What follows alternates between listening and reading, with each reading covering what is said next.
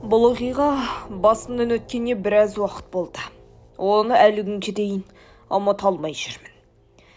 Оны ешкімге айтып шығара алмаған соң, оны қағаз бетіне жазып шығарамын деп шештім. Бұл 2018 жылдың күзі болатын. Сол жылы универдің 2-ші курсында оқитынмын. Жатақханаға жаңадан келген кезім. Қала сыртындағы ескі жатақхана көп студентке арзан әлі ыңғайлы болатын. Бірақ біртүрлі суық. Бұрын әскери госпиталь болған дейді.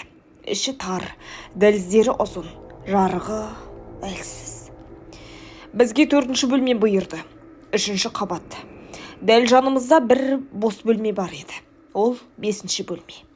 Ол бөлмеден ешкім тұрмайтын. Есігі әрдайым жабық, құлыптаулы болатын. Студенттер жай бос дейді. Бірақ кейбіреулер ана бөлмеде бұрын біреу өліп кеткен деп сыбырлайды. Басында мән бермеппін. Бірақ бір күннен кейін тылсым нәрселер басталды. Түнгі 3-тер шамасында шүмектен тамшының дыбысы естілді. Орнымнан тұрып барып кранды жауып қойдым.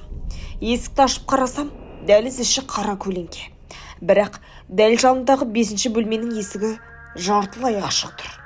Таң қалдым. Себебі ол үнемі құлыптаулы болатын. Ешкім кірмейтін, ешкім шықпайтын. Бірақ біртүрлі тартып тұрды. Қараңғы болса да, ішінен суық леп соғып тұрды. Қатты қорқып, дереу есікті қайта жауып, бөлмеме кіріп кеттім. Бірақ түні бойы қызыққанымнан ұйықтай алмадым.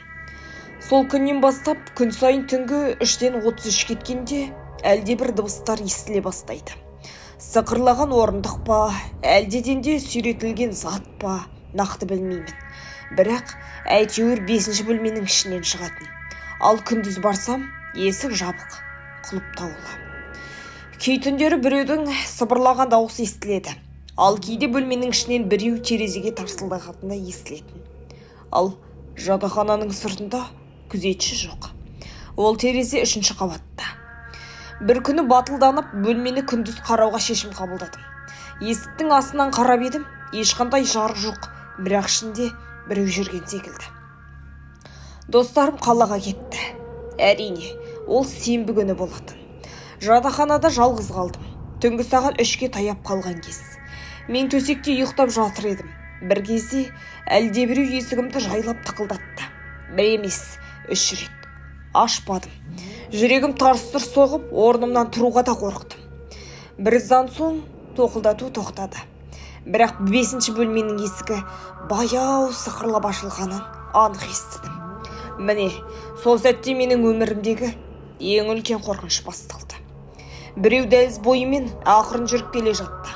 Оның аяқ дыбысы еденде сықырлап, ауырлап жатқандай берді.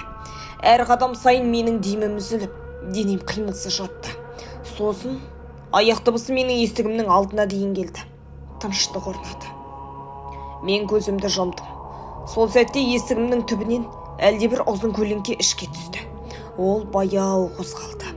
Содан кейін менің төсегімнің қасында тұрғанын сездім. Кенет біреу маған еңкейіп, «Сен оны аштың», деді. Дауысы сызылған, адам даусына ұқсамайды. Мен қатты қорықтым. Көзімді ашсам, бөлмеде жалғызбын. Есігім жабық, бірақ еденде дымқыл іздер бар. Біреу түнде жүрген сияқты. 5-ші бөлменің есігі қайтадан құлыптаулы. Достарым келгенде бәрін айтып бердім. Олар тіпті сенбеді. Бірақ түнде кезекпен отыратын болып шештік. Сол күннен кейін мен әлгі бөлмеге қарамауға тырыстым. Бірақ бір түнде күзетшімен сөйлесіп қалдым. Соны сұрадым.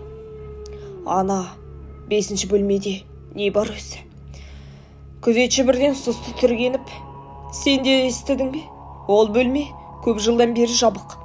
Бір студент сол бөлмеде өз-өзіне қол салған. Содан кейін ешкім тұрмайды. Жаңа келген балалар естісе, жай жел сөз деп ойлайды. Бірақ ол бөлме түнде бос тұрмайды. Түнде ешқашан ашпа, ешқашан қарама ол жаққа», деді. Қазір мен универді аяқтағалы біраз жыл өтті. Бірақ әлгі 5-ші бөлме әлі жадымда. Кейде түсіме кіреді.